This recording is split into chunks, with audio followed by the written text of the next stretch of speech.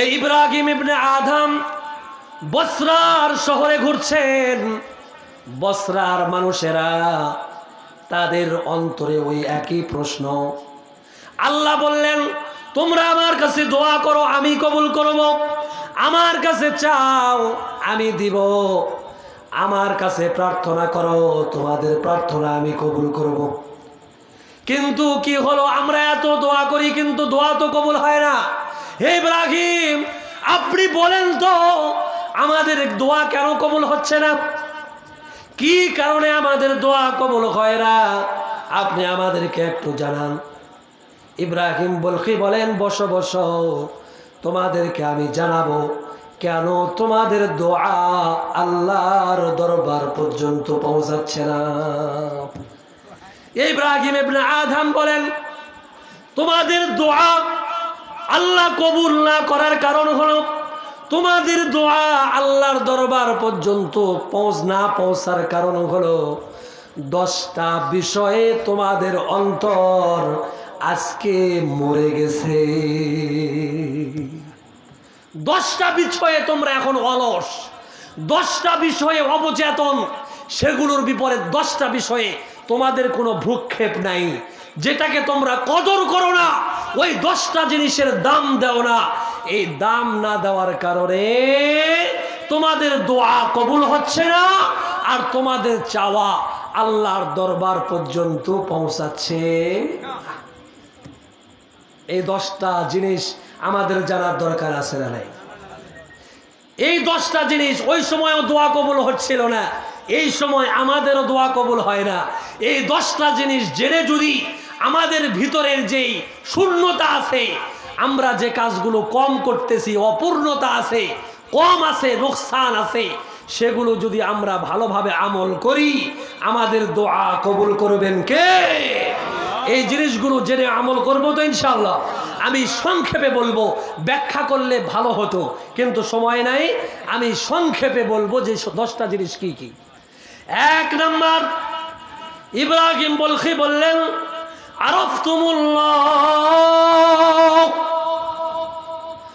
আরফতুমুল্লাহ ওয়া লাম তুআদ্দু হাক্কাহু। ইব্রাহিম ইবনে আদম বললেন, হে বসরার অধিবাসীরা শোনো, 1 নাম্বার যে বিষয়টা তোমাদের অন্তর আজ মরে গেছে, বিষয়টা হলো তোমরা আল্লাহকে চেনো, আল্লাহকে জানো, আল্লাহকে আল্লাহ বলে বলো, সব ঠিক আছে, কিন্তু আল্লাহর প্রাপ্ত অধিকার তোমরা আদায় করো না। আল্লাহকে চেনো, আল্লাহকে জানো, কিন্তু আল্লাহর অধিকার তোমরা আদায় করো না। আল্লাহর অধিকার আদায় না করার কারণে তোমাদের অন্তর আজ মরে গেছে, আর এই মরা অন্তরের দোয়া আল্লাহর দরবার পর্যন্ত আর পৌঁছাচ্ছে না। তাহলে আল্লাহর অধিকার কি? আল্লাহর প্রধান 2টা অধিকার হলো, 1 নাম্বার হলো একমাত্র ইবাদত হবে কার জন্য? একমাত্র ইবাদত হবে আল্লাহর জন্য। ওয়ালাম তুশরিকু বিহি শাইআ, ইবাদত করার ক্ষেত্রে আল্লাহর সাথে কাউকে শরীক করা যাবে না, ঠিক না ব্যাঠি? কিন্তু বলেন তো আমরা শরীক করি কি করি না? বুঝে হোক না বুঝে হোক, জেনে হোক না জেনে হোক, আমরা আল্লাহর সাথে শরীক করি, ঠিক না ব্যাঠি? আল্লাহ রাসূল বলছেন, মান সাল্লালি ইরাই ফাকাদ আশরাকা ওয়া মান সামা লিরাই ফাকাদ আশরাকা ওয়া মান তাসাদ্দাকা লিরাই ফাকাদ আশরাকা ওয়া মান হাজ্জা লিরাই ফাকাদ আশরাকা। যে মানুষ দেখানোর জন্য নামাজ পড়লো সে শিরক করলো, যে মানুষ দেখানোর জন্য রোজা রাখলো সে শিরক করলো, যে মানুষ দানবীর বলবে এটা বলার জন্য সে দান সৎকা করলো সে শিরক করলো, যে হাজী সাহেব মানুষ বলবে হাজী সাহেব উপাধি নেওয়ার জন্য যে ব্যক্তি হজ করলো সে শিরক করলো, কুরবানি করার সময় মানুষ আমাকে কুরবানি বড় গরু দিয়েছে বলবে, এ চিন্তা করে যে কুরবানি করলো সে শিরক করলো। তার মানে আমরা জেনে হোক বুঝে হোক যা কিছু মানুষকে খুশি করার জন্য করব সব কিছু হলো আল্লাহর সাথে শিরক।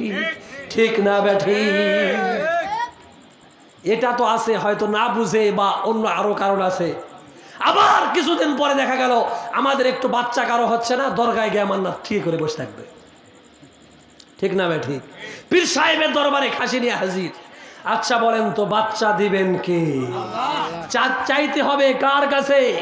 আচ্ছা পীর সাহেবের আল্লাহ কি আলাদা, আমার আল্লাহ কি আলাদা? তাহলে পীর সাহেবের দরবারে গিয়া পীর সাহেবকে খুশি কেন করতে হবে? আমি আল্লাহকে খুশি করলেই তো সে আল্লাহ বাচ্চা দিবে। ঠিক না বেঠিক? তাহলে খুশি করতে হবে কাকে? আল্লাহকে। সুতরাং আল্লাহর অধিকার আমরা আদায় করছি না, আমাদের অন্তর মরে গেছে। একমাত্র আল্লাহর খুশি করার জন্য আমাদের ইবাদত হচ্ছে না। যারাও ইবাদত করছি শিরিক করছি, এজন্য আমাদের অন্তর মরে গেছে। আর এই মরা অন্তরের দোয়া আল্লাহর দরবার পর্যন্ত পৌঁছাচ্ছে না। আমরা কেউ আজ থেকে শিরিক করবো না, রাজি আছি তো ইনশাআল্লাহ? আল্লাহর হক আদায় করব। কারা কারা রাজি আছি হাত তুলে ইনশাআল্লাহ। লিল্লাহি তাকবীর, লিল্লাহি তাকবীর। মাশাআল্লাহ, আল্লাহ সবাইকে কবুল করেন। সবাই বলে আমিন। 2 নাম্বার, قرأتم كتاب الله ولم تعملوا به। ইব্রাহিম ইবনে আদম 2 নম্বর যে কারণটা বললেন দোয়া কবুল না হওয়ার, 2 নম্বর কারণ হলো তোমরা আল্লাহর কিতাবকে পড়ো ঠিক আছে, কিন্তু কোরআন অনুযায়ী আমল করো না। কোরআন অনুযায়ী কি করো না? আমল করো না। আমরা সবাই মনে হয় কোরআন অনুযায়ী আমল করি। আমরা তো আমল করা দূরের কথা। সেখানে কি বলেছে? তোমরা কোরআন পড়ো কিন্তু কোরআন অনুযায়ী আমল করে না। আর আমি তো বলি আমরা কোরআন তো পড়ি না, কোরআন পড়া জানি না। আমল করা তো দূরের কথা, কোরআন পড়া জানি না। যদি আমি চ্যালেঞ্জ করি এই গ্রামে 100%-এর ভিতরে 98% মুসলমান সূরা ফাতিহা শুদ্ধ করে পড়তে পারবে না। কত পার্সেন্ট? 98। আমি কি রাগের কোনো কথা বললাম? মিথ্যা কোনো কথা বলেছি? আমি কি খারাপ কোনো কথা বললাম? আপনাদের মন খারাপ হয়েছে? আপনি মন খারাপ করলেও সঠিক, না করলেও সঠিক। আপনি সত্য বললেও সঠিক, মিথ্যা বললেও সঠিক। ঠিক না বেঠিক? 98% মুসলমান আজকে সূরা ফাতিহা শুদ্ধ করে পড়তে পারে না। প্রত্যেক নামাজ, সেটা ফরজ হোক, ওয়াজিব হোক, সুন্নত হোক, নফল হোক, মুস্তাহাব হোক, সূরা ফাতিহা নামাজের মধ্যে পড়া ওয়াজিব। নামাজটা মুস্তাহাব নফল হলেও সূরা ফাতিহা পড়া ওয়াজিব। ঠিক না বেঠিক? তাহলে সূরা ফাতিহা যদি শুদ্ধ না হয় নামাজ শুদ্ধ হবে? তাহলে আমি তো কোরআন শুদ্ধ করে পড়তেই পারি না। নিয়মিত পড়া তো দূরের কথা, আর আমল করা তো বহুত দূর কি বাত। সুতরাং তারা কোরআন পড়তেন, আমল করেন নাই, এজন্যই যদি তাদের অন্তর মরে যায়।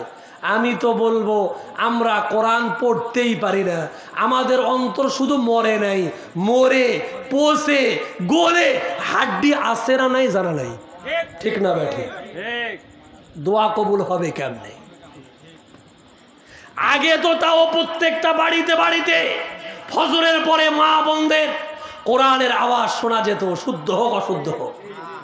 প্রত্যেক মসজিদে মসজিদে বাচ্চারা সকালবেলা মায়েরা সুন্দর করে তাদেরকে পরিচ্ছন্ন পরিষ্কার করে সুন্দর পাঞ্জাবি পায়জামা পরে মসজিদে পাঠায় দিত। ঠিক না বেঠি? যাক একটু কোরআন শিখে আসুক। কিন্তু আজকে মসজিদের বক্তব্য নেই, কোরআন পড়াও নেই। আজকে সকালে বাড়ি বাড়ি থেকে কোরআনের আওয়াজ আর আসে না, ওই স্টার জলসা আর স্টার প্লাসের আওয়াজ আসে। ঠিক না বেঠি? তাহলে আমাদের অন্তর ঠিক থাকবে না পচে যাবে? দোয়া কবুল হবে কি হবে না? হবে না। আমাদের আগে কোরআন পড়তে হবে, কোরআন পড়া বুঝতে হবে, কোরআন অনুযায়ী আমল করতে হবে, তখন অন্তর পরিষ্কার হবে। এই পরিষ্কার অন্তরের দোয়া আল্লাহ কবুল করবে, ঠিক না বেঠে? আমরা সবাই কোরআন পড়া শিখবো তো ইনশাআল্লাহ। এই যে হুজুর আছেন, এই যে আমাদের আরেক হুজুর আছেন, মাসে যদি 1000 টাকাও তারা নেয়, তারপরেও তাদের কাছে পড়বেন। কিন্তু আমরা তো আলেমদেরকে মর্যাদা দিতে জানি না। ইহুদি খ্রিস্টানদের চক্রান্ত অনুযায়ী আমরা তাদের চক্রান্তকে বাস্তবায়ন করার জন্য আজকে মাদ্রাসার শিক্ষক, মক্তবের শিক্ষক, মসজিদের ইমাম, মুয়াজ্জিন, খতিবদেরকে সব সময় তাদেরকে নিচে রাখতে ভালোবাসি, ঠিক না ভাই? ঠিক। আর সব সময় তাদেরকে ম্যানিপুলেট করতে ভালোবাসি, তাদের উপরে একটু শাসন ক্ষমতা দিতে পারলে ভালোবাসি। কারো বিরুদ্ধে কোনো কথা বলে না, কিন্তু সমাজের সবাই মিলে ইমামের দিকে ক্যামেরা ফিট করে থই। সিসি ক্যামেরার থেকেও বেশি ক্যামেরা ইমামের পিছনে লাগে আছে। ইমাম কিভাবে হাঁটে, কিভাবে চলে, কিভাবে হাসে, কিভাবে কথা কয়, কথা ঠিক আছে কি নাই। এই যে খালি সারা দিন চায়ের স্টলে, দোকানে, কৃষি খামারে কাজ করতে যায়, খালি ইমামের দোষ, আর বাদবাকি সবাই ফেরেশতা, ঠিক না ভাই? ঠিক। আর ইমামতি যাক দিছে, তার পায়খানা সাফ করার দায়িত্ব তার, পেশাবখানা সাফ করার দায়িত্ব তার, মসজিদ ঝাড়ু দেওয়ার দায়িত্ব তার। এরপরে তার নামাজ পড়া, একামতও সেই দিবে, নামাজও সে পড়াবে, জুমার দিন খুতবা সেও দিবে। দুনিয়ার সব জায়গার টাকা খরচ করে, কিন্তু মসজিদে টাকা খরচ করে না। এটা ইহুদি খ্রিস্টানদের চক্রান্ত। তারা চক্রান্ত করে যাতে করে মানুষ তাদের সন্তানদেরকে আলেম না বানায়। এজন্য চক্রান্ত করে তাদের বেতন কম করে দেওয়ার ব্যাপারে, তাদেরকে ম্যানিপুলেট করার জন্যে, সমাজে তাদেরকে নিগৃহীত করার জন্যে তারা এক একটা যেই ফর্মুলা বের করে দিয়েছে, মুসলমানেরা না বুঝে ওই কানি করে। অথচ ইমাম মানে নেতা, সে তো গ্রামের বিচারক হবে, সে তো গ্রামের নেতা হবে, তার কথা অনুযায়ী গ্রাম চলবে, ঠিক না? কিন্তু তার বেতন সবচেয়ে কম। ইমাম সাহেব পড়ায়, তাকে কোরআন পড়াইতে লাগে দিয়ে 20 টাকা বেতন। কত? 20 টাকা। সেই 20 টাকাও প্রত্যেক মাসে দেয় না। আপনাদের গ্রাম হয়তো বেশি বেশি দেয়, 20 টাকাও সেটা দেয় না। তো দেয় না, 6 মাস পরে বাকি। তারপরে হুজুর একটু কলা খেকর দেয়, একটু সালাম বেশি বেশি দেয়। তখন ছেলে যায় বাবাকে বলে, বাবা হুজুরের বেতনটা দিবেন না? তখন সে বলে, ভুলেই গেছিলাম, দিতে হবে তো। তারপরে আবার বলে, হুজুরের টাকার এত লোভ টাকার, 20 টাকা চায়। আর যেই ছেলেটাকে ইংরেজি পড়াচ্ছে, জন্ম যেদিন কথা বলতে শিখছে, তারপর থেকে ইংরেজি প্রাইভেট দিছে তো দিছে, বিসিএস করা পর্যন্ত ইংরেজি প্রাইভেট পড়াচ্ছে। এবং এটা হলো আগে দিয়ে। এখন যারা ইন্টারমিডিয়েটে ভর্তি করাবে, এইচএসসি ভর্তি করাবে রাজশাহী কলেজে, এদেরকে ভর্তি করার জন্যে আপনি জীববিজ্ঞান পড়াবেন, রসায়ন পড়াবেন, পদার্থ পড়াবেন, প্রত্যেকটা সাবজেক্ট পড়ানোর জন্য 1 মাস আগে না, 1 বছরের টাকা 20,000, 15,000 টাকা অগ্রিম দিয়ে ভর্তি হয়ে প্রাইভেট পড়তে হবে। আমার কথা মিথ্যা হলে রাজশাহী যায় ঘুরে আসেন। সেখানে 20,000 টাকা একটা ছেলের খালি ইংরেজি পড়ার জন্যে, যেটা ছোটোর থেকে পড়ে আসছে। এমনকি বিসিএস কাটার হওয়ার আগ পর্যন্ত পড়বে। তারপরেও ছেলেকে কোনোদিন জিজ্ঞেস করে না, বেটা তুমি ইংরেজি কতটুকু শিখলে? সরকার বলতেছে আমাদের দেশের ছাত্ররা ইংরেজি পারে না। ঢাকা বিশ্ববিদ্যালয়ে 3 বছর আগে যতজন ছাত্র ভর্তি হওয়ার জন্য লাগবে, ততজন ছাত্র ইংরেজিতে পাশই করে নাই। তার মানে সবাই যোগ্য ছাত্র, এতজন ইংরেজি প্রাইভেট পড়ে এই অবস্থা। কিন্তু হুজুরের কাছে দিছে, 3 মাস যাওয়ার পরে হুজুরকে বলে, হুজুর কি কোরআন ধরলো? আর কতদিন লাগবে? কি ব্যাপার, আমার তো অনেক কাজ আছে। আপনি তো মানে মানুষকে বলে বেড়াচ্ছে টাকার এত লোভ, কোরআন শেষই করে না, পড়াতেই আছে, মানে কয়েকদিন পড়ালে তো টাকা পাবে। চিন্তা করেন, ইংরেজি প্রাইভেট দিয়ে রাখছে 18 বছর, আর 3 মাস কোরআন পড়াচ্ছে, দিয়ে বিশাল কাম করছে। আল্লাহ হেফাজত করুক, সবাই বলে আমিন। ইব্রাহিম ইবনে আদম বললেন যে তোমরা কোরআন পড়ো, কিন্তু তোমরা কোরআন অনুযায়ী আমল করো না, এজন্য তোমাদের অন্তর পচে গেছে, তোমাদের অন্তর মরে গেছে, আর এই মরা অন্তরের দোয়া কবুল হচ্ছে না। তাহলে আমাদের দোয়া কবুল হওয়ার পর্যায়ে আছে? আমরা তো পড়ি না পড়া জানি না। আল্লাহ আমাদেরকে কোরআন শিখার তৌফিক দান করেন, সবাই বলে আমিন। এরপরে আল্লাহ ইব্রাহিম ইবনে আদম তৃতীয় নম্বর যেটা বললেন সেটা হলো ইদ্দাআইতুম হুব্বা রাসূলিল্লাহ, তোমরা আল্লাহ রসুলকে ভালোবাসো বলে দাবি করো, ওয়া তারাকতুম সুন্নাতাহু,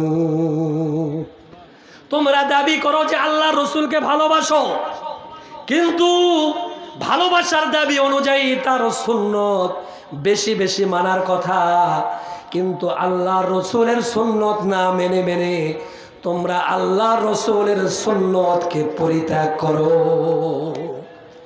তার মানে আজকে আল্লাহ রসুল সুন্নত বাদ যে যত বেশি দিবে সে শত আপডেট, সে তত সামাজিক, ঠিক না ঠিক?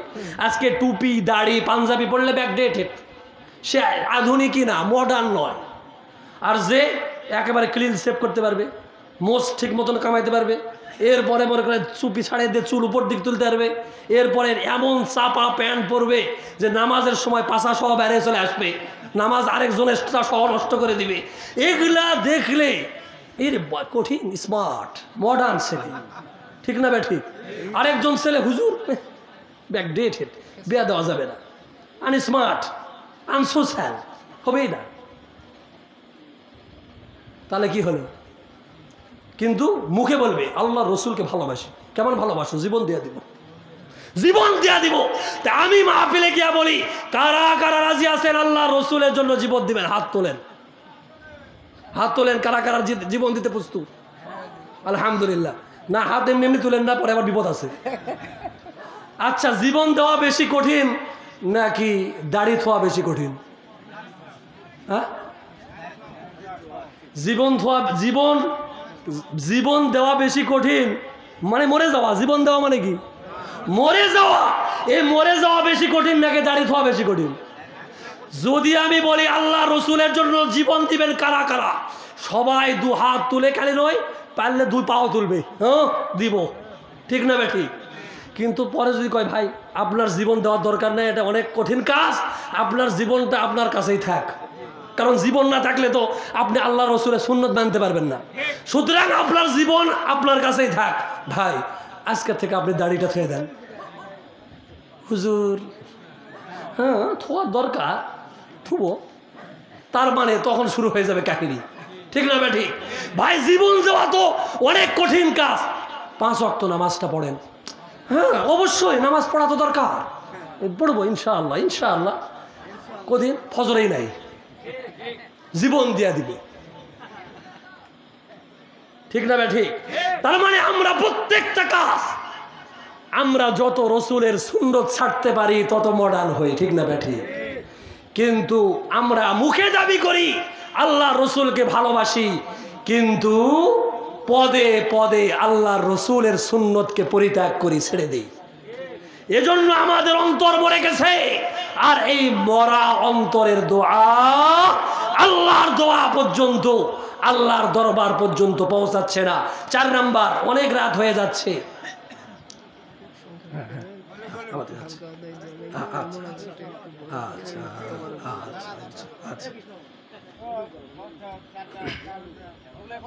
তিন নাম্বার, 4-10টা বলে যাবো ইনশাআল্লাহ, ফজর হলে হোক, ঠিক না ঠিক? ফজর হলে হবে, কিন্তু 10টা হবে, ঠিক আছে? ঠিক না?